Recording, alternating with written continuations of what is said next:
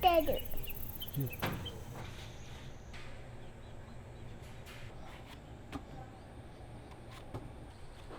ここはですね、廃校になった小学校を町の授業として再活用しようということで動き出して、ここが職員室だったんですけれども、ここの場所をお借りしてシード醸造所を立ち上げ、今3シーズン目が始まったところですね。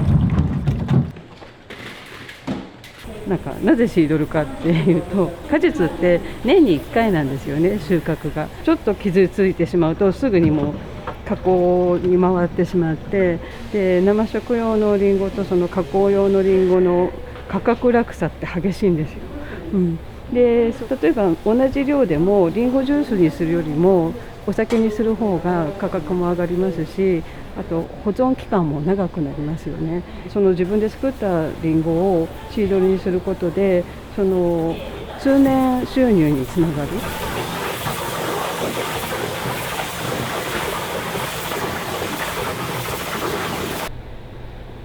ちょっと長いストーリーがあるんですけれども、このリンゴ畑で去年の夏に私が引き受けたんですけれども、それまでずっとたった一人で女性がやってたリンゴ畑なんですよ。一人リンゴ栽培にちょっと疲れ果ててしまったで入院してしまってっていう。でもうリンゴの話も聞きたくもないっていう状態にまでなってしまって、でそのタイミングでうちにうちから近いリンゴ畑だったので、引き継がないかっていうお話いただきまして、で、引き継いだんですね。で引き継いで、去年もこの夏あかりとか夏リンゴで、そのリンゴ畑でできた夏一番のリンゴを使って、夏休みの思い出シードルっていうのを作ったんですよ。でシードルができて、去年シードルができて、そのシードルをその方にお持ちして、でこういうシードルになるからこれからは一緒にね、リンゴ栽培一緒にやりませんかっていうように、お伝えしたいなと思ってお持ちしようかなって思っていた矢先に自害されてしまって、で亡くなってしまって、その一周忌の思いも込めて、感謝の思いも込めて、このシードルを作りたいなと思っているんです。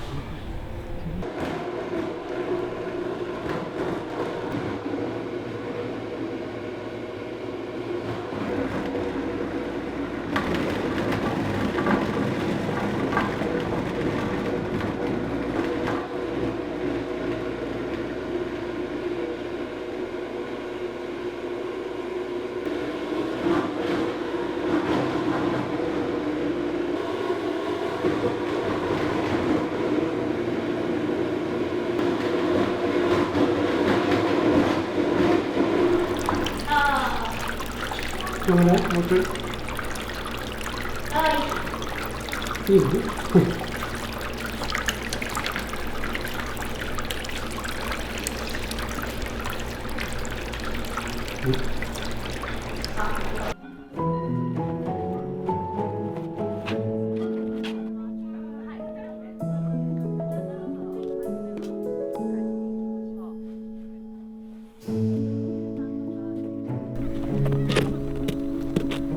トマトです。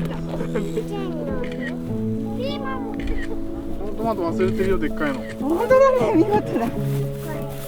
これ取れるかな。じゃあ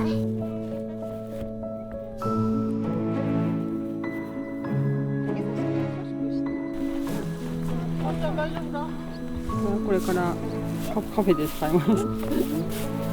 でこう農業ちょっとファーマー的にこう楽しむ、いいとこ取りの農業で、いいとこ取りだけどやっぱり農業に関心を持っていただくには、こういう楽しい農業にしていかないとなかなか広がらないかなと思って、すいません、ちょっと先にカフェの用意してきます。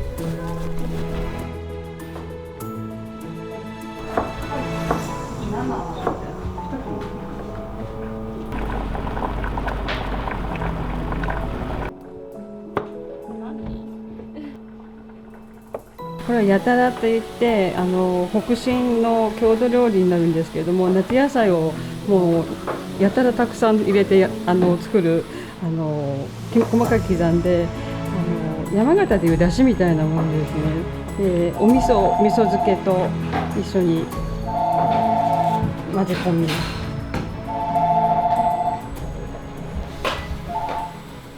大丈夫ですよ。はい。4名様ですよね。はいはい、お待ちしております。じゃあここで上に上がっていきたいと思います。ここから少し足元悪くなるので、はい、気をつけてください。こ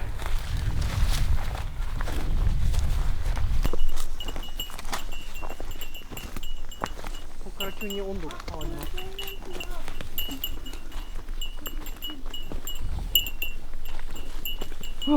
涼しい温度違う。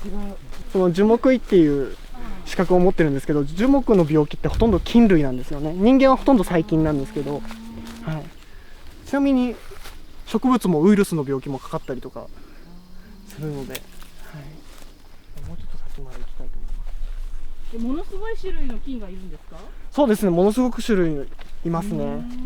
菌って言っても例えばカビであったりキノコであったり、他にもそれ以外の菌もいるので、カビに近い仲間なんですけども、パンを発酵させる酵母であったりとか、そういうのも菌ですし、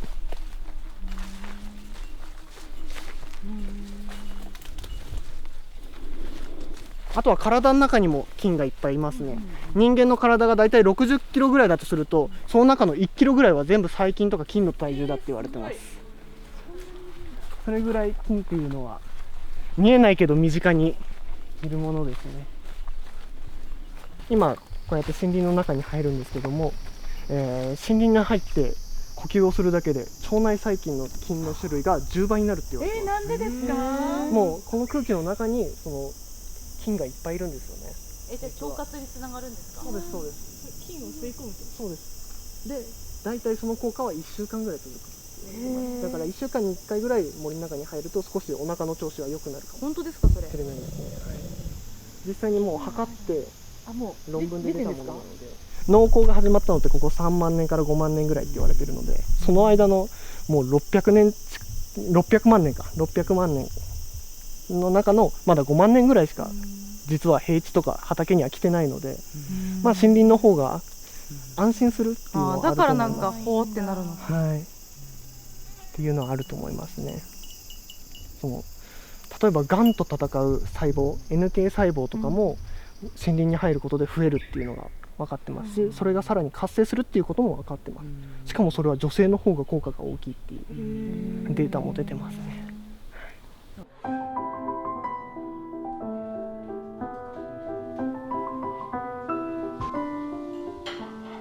発酵ランチの方が自家製の塩麹と甘酒とひしお、あと納豆を使ってもう発酵尽くしでプレートにしてまして、でプラス孫は優しいっていう食材、孫の間が豆、ごま、和が海藻わかめ類、野菜、しいたけ、芋、これが全部入ってるように献立組み立ててます。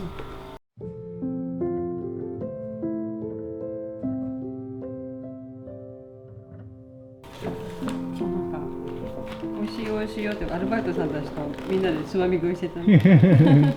美味しいです本当に。本当に粒揃い。昭和46年にね、日本で初めてそのブルーベリー農園として開設したところで、2代目の方がやってらっしゃるんですけども、ブルーベリーのもう本当にもう専門家という、当たり前なんですけど、でもその中でも本当にブルーベリーのもう師匠っていう感じの方なんで。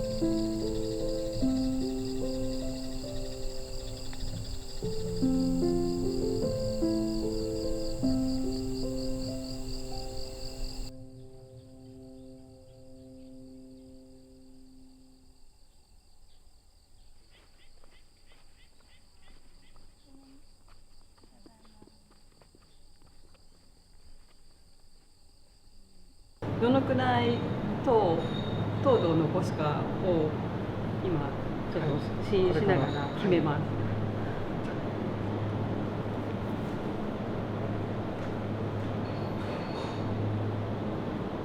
なんかウイスキーみたいな香りしない？美味しいですね。今発酵をしてアルコールを作った酵母が作ってる状態なんですけど、酵母って発酵することで二酸化炭素も出すんですね。それがお酒の中に溶け込んで炭酸になるんですけど、それの今量とあと甘みですね。今全部糖を食べきってしまって甘くない状態なので、それをどれぐらい甘さを残すかということで今砂糖の量を調整しているところです。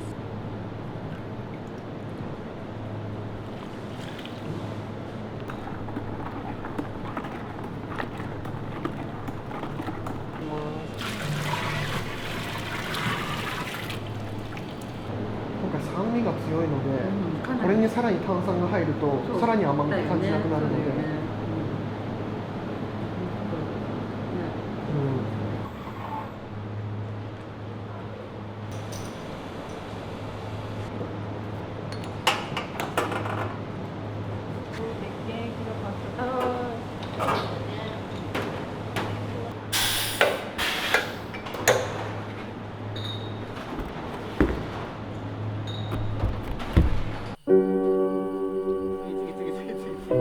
みんなやらないと。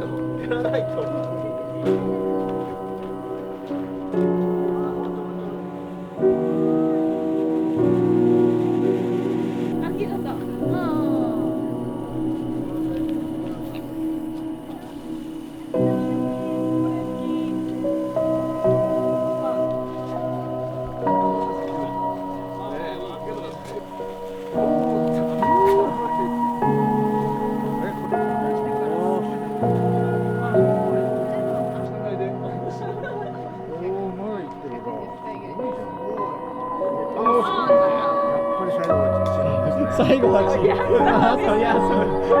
やっぱり最後。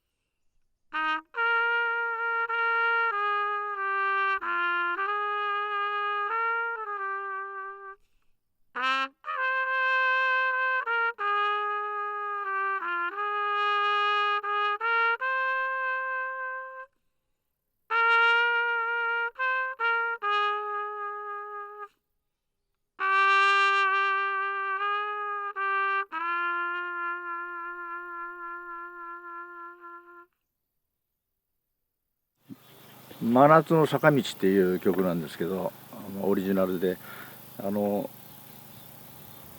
私の長男っていうか子供じゃなくて6人兄弟の私が末っ子で、長男が終戦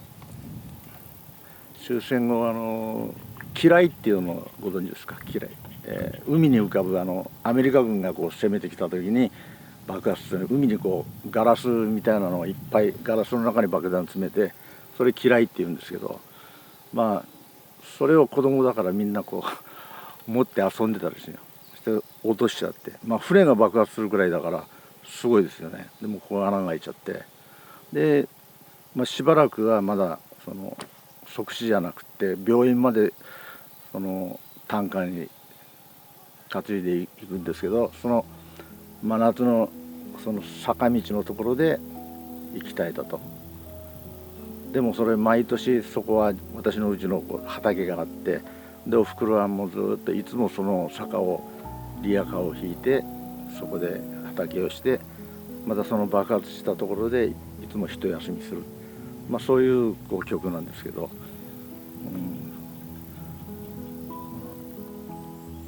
長男が戦死っていうのはもう戦死みたいなもんですよね。その時にまだ親父はシベリアに抑留されてて、で帰ってきたらもう子供はいなかったと。でおふくろはずっと親父の帰りを待ちながら、まあ、帰ってきた時にそれを言うのがすごく辛かったって言ってたんですけどね、まあ、そういうのを思いを込めて作った曲です。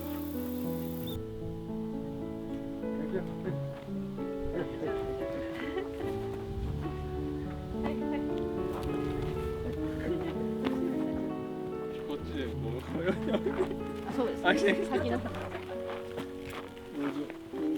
いわゆる人参。じゃあここで待ってればいい。じゃあここで食べてればいい。はい。1本を2本分で使うから。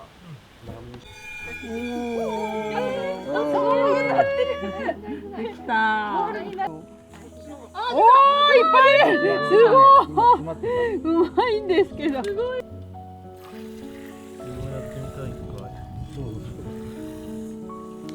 ね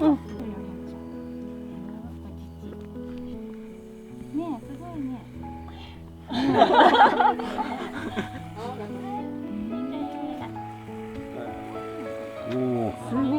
こんなにしてもいいんじゃない？これでまた溜まったら年やれば、おお、ぺったんこになっ